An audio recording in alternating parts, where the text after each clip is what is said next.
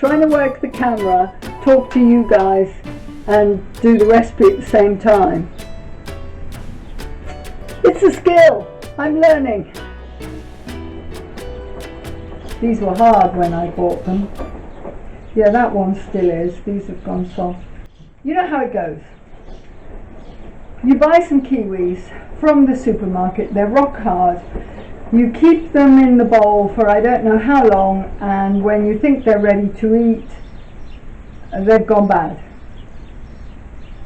I have a recipe that you can use rock hard kiwis because you're going to cook them.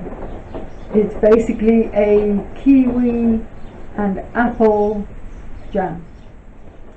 The book I got it from is called Small Batch Preserving, and it's written by an American lady called, two American ladies called Ellie Topp and Margaret Howard.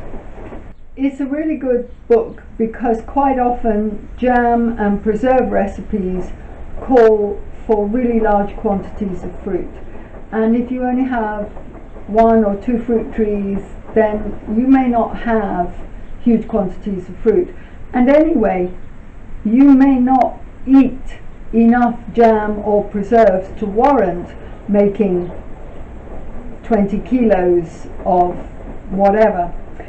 You will have to keep it in the fridge, but you're only making a jar or 2 at the most, and it soon gets used up. The recipe is actually called Kiwifruit Honey Almond Conserve. Because it's an American recipe, it's in cups, and I have issues with cups. I have 2 sets of cups and they're both different sizes, and I don't know which one to use. But there is a conversion in this recipe to the metric system, and I know that the ladies who wrote this were trying to be so helpful, but what they've done is they've given solids in volume, and you don't do that. 1.5 cups of diced peeled kiwi fruit is translated into metric as 375 milliliters. No! Milliliters is for liquids. What they should have done was weighed how much 1.5 cups of diced peeled kiwi fruit is, and given the weight in grams, kilos and grams, and then anybody anywhere in the world would know exactly how much to use. But hey ho.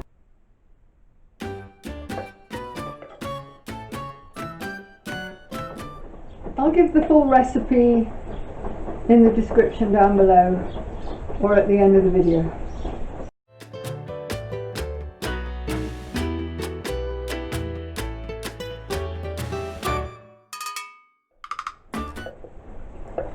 You need to cut them quite small because if you think about it, if you're going to be putting that on toast, you don't want large dice, so it's small dice. Next, I want 1 cup of diced, peeled and cored apple.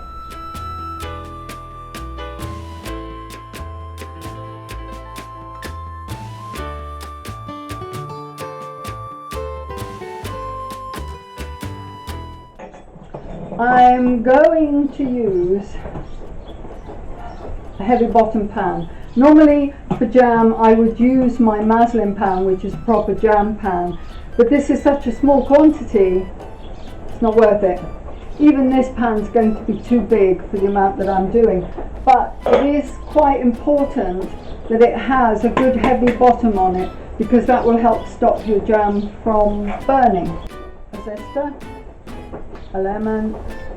Oops. Make sure it's an unwaxed lemon. I actually don't know if you still get waxed lemons in the shops, so the best way to do this would actually be in a food processor, and that is what the author of the recipe suggests. But I am not getting my food processor out for 1 lemon, so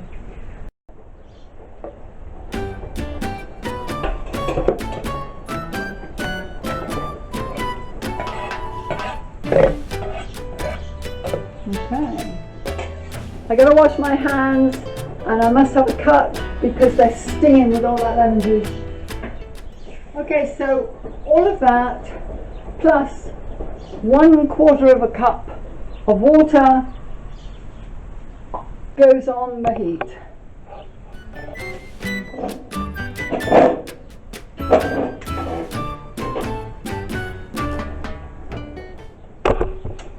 I have to bring that to a boil. Then I have to reduce heat and boil it for about 10 minutes until everything's tender, which I will do now. Oops, I forgot, you have to cover and reduce the heat and then boil for 10 minutes.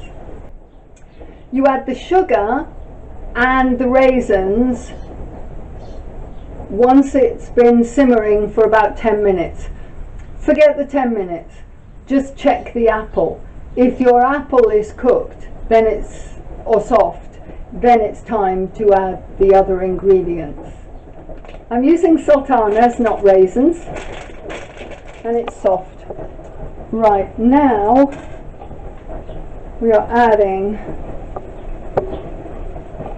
2/3 cup of sugar.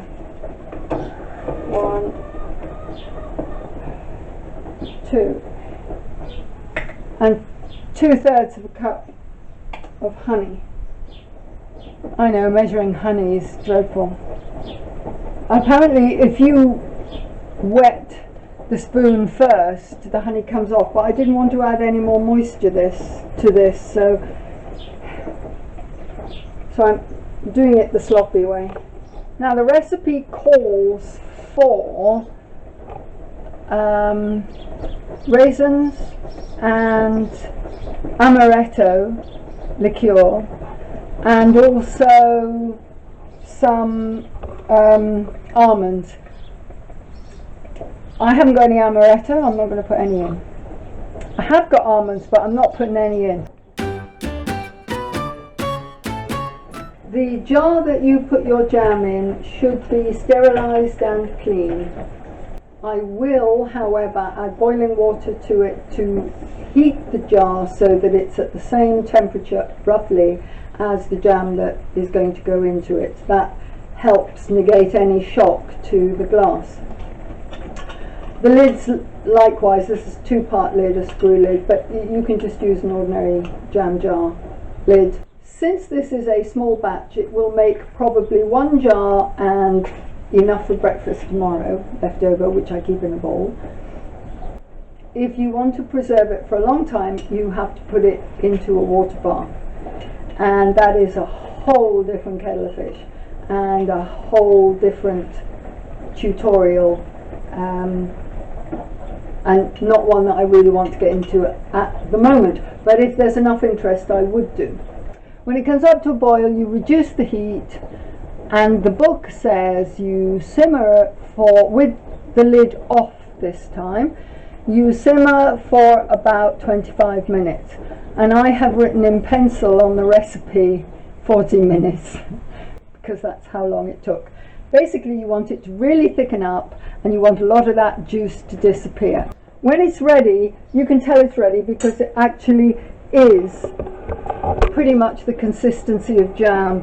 There's no waiting for it to gel or sticking it in the fridge or anything like that. It's very easy to do.